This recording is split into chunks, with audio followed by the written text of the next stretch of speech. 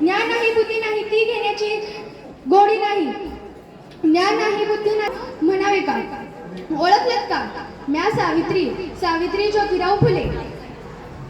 सातारा जिल्ह्यातल्या खंडाळा तालुक्याच्या नायगावच्या खंडोजी नेवसे पाटलांची मी कन्या. मला आठवतंय माझा विवाह वयाच्या 9व्या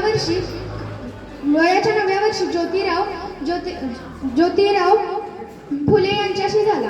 मला हळूहळू कळू लागलं की माझा ज्या माणसाशी विवाह झाला आहे तो कोणी साधासुधा नसून या जगाला ऊर्जा देणारा क्रांतीसूर्यच आहे.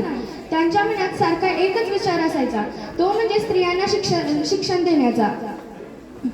एकदा ते माझ्याजवळ आले आणि मला म्हणाले, सावित्री हे घे पाटी पेन्सिल आणि आजपासून मी तुला शिकवणार. त्यांनी मला पाटी पेन्सिल दिली. माझा अभ्यास सुरू झाला. मला आकार उकार वेलांटी काना मात्रा एवढंच नाही, बेके बे बेकोणी 4 बेत्रिक 6 मी सगळं शिकले. मला वाचायला लिहायला एवढंच काय तर काव्य सुद्धा रचायला येऊ लागली.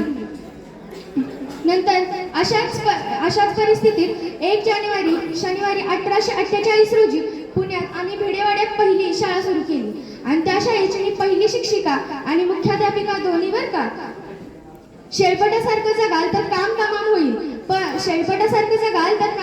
होईल, पण वाघासारखं जगाल तर नाव होईल, पण गावाचं मात्र धर्म बुडाला ही एकच घोषणा होती.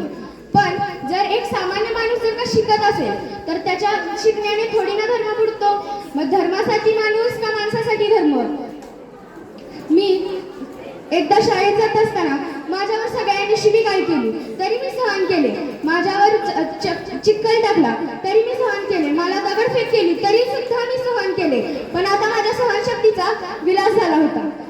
एकदा मी शाळेत गेल्यानंतर शिकवत असताना एक माणूस आला आणि मला म्हणाला, काय गटवळे हे काय करते? आधी माझ्या मुलीला आणि माझ्या बायकोला शिकवायचं बंद कर आणि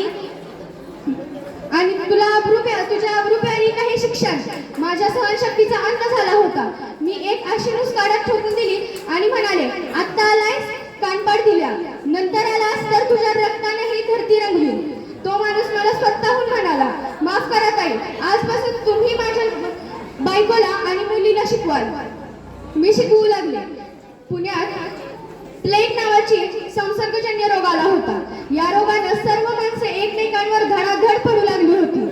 माझा मुलगा यशवंत, मी यशवंताला सांगितले, यशवंता तुला हॉस्पिटल खोलायचं आहे. त्याने माझ्या सांगण्यावर लगेच हॉस्पिटल खोललं आणि आम्ही दोघं त्या सर्वांचा उपचार करू लागलो. परंतु हा रोग संसर्गजन्य असल्यामुळे काही लोकांचा उपचार झाला तर काही लोक मरून गेली. आणि हा उपचार करत असताना मला देखील कळालं होतं की हा संसर्गजन्य रोग असल्यामुळे हा मला कधी ना कधी होणारच आहे.